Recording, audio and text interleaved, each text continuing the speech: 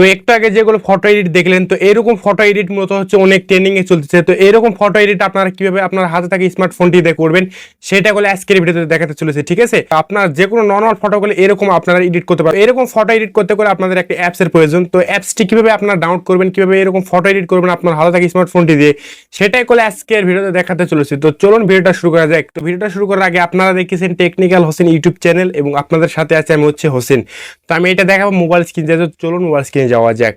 সর্বপ্রথম আমাদের একটা অ্যাপ স্টার্ট করতে হবে। তো তার জন্য গুগল প্লে স্টোরের ভিতরে প্রবেশ করলাম। এরপর সার্চ বারে লিখবো হচ্ছে ফটো রুম। লেখার পর সার্চ দেওয়ার পর এই অ্যাপসটি মূলত হচ্ছে আমাদের ডাউনলোড করতে হবে, ঠিক আছে।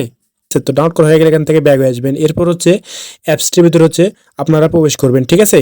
তো অ্যাপসটির ভিতরে প্রবেশ করার আগে আপনার ফোনের ইন্টারনেট কানেকশনটা অন করে নেবেন। এরপর এরকম ইন্টারফেস চলে আসবে। এখান থেকে প্লাস আইকন দেখতে পাচ্ছেন, এখানে একটা টাচ দিবেন।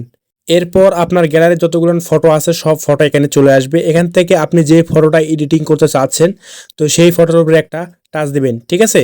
ফটোর উপর টাচ দেওয়ার পর এরকম হচ্ছে ফটোটা স্ক্যান করা শুরু করে দিবে। এখানে আপনার হচ্ছে কিছুক্ষণ ওয়েট করতে হবে। এরপর হচ্ছে অটোমেটিকলি আপনার ফটোর হচ্ছে ব্যাকগ্রাউন্ডটা রিমুভ করে ফেলে দিবে।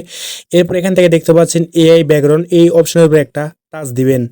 উপরে দেখতে পাচ্ছেন এখানে একটা টাচ দিবেন। এখানে টাচ দেওয়ার পর এখানে হচ্ছে আপনার কিছুক্ষণ অপেক্ষা করতে হবে। অপেক্ষা করার পর দেখতে পাচ্ছেন অটোমেটিকলি গুলো আপনার ফটোর পিছনে ব্যাকগ্রাউন্ড গুলো চেঞ্জ হয়ে গেছে, দেখতে পাচ্ছেন। এখানে যদি আপনার কোনো ব্যাকগ্রাউন্ড যদি এখানকার পছন্দ হয়ে থাকে তো সেই ব্যাকগ্রাউন্ডটা গুলো আপনার ফটোতে অ্যাড করে আপনি সেভ করতে পারবেন, ঠিক আছে। তো এখন দেখাবো কিভাবে এর মাধ্যমে ব্যাকগ্রাউন্ডটা চেঞ্জ করবেন। তার জন্য দেখতে পাচ্ছেন পেন আইকন, এখানে একটা টাচ দিবেন। এখানে হচ্ছে আপনি কি টাইপের ব্যাকগ্রাউন্ড চাচ্ছেন এখানে গুলো আপনারা লিখে দিতে পারবেন, ঠিক আছে। আমি যেই টাইপের ফটো এডিট করবো সেটা আমি এখানে লিখে দিচ্ছি। আপনারা এটা আপনাদের ফটো এডিটের সময় হচ্ছে আপনারা ব্যবহার করতে পারবেন, ঠিক আছে। তো এটা আমি স্ক্রিনে দিয়ে দিচ্ছি, ঠিক আছে। এখানে লেখা হয়ে গেলে নিচের দিকে একটা অপশন দেখতে পাচ্ছেন, এখানে একটা টাচ দিবেন। এখানে টাচ দেওয়ার পরে হচ্ছে এখানে কিছুক্ষণ আপনার ওয়েট করতে হবে। অটোমেটিকলি হচ্ছে আপনার চারটা ফটো এখানে এআই এর মাধ্যমে এডিট করে দিবে, ঠিক আছে। যদি এই চারটা পছন্দ যদি না হয়ে থাকে তাহলে এখান থেকে নিচে অপশন দেখতে পাচ্ছেন, এখানে একটা টাচ দিবেন।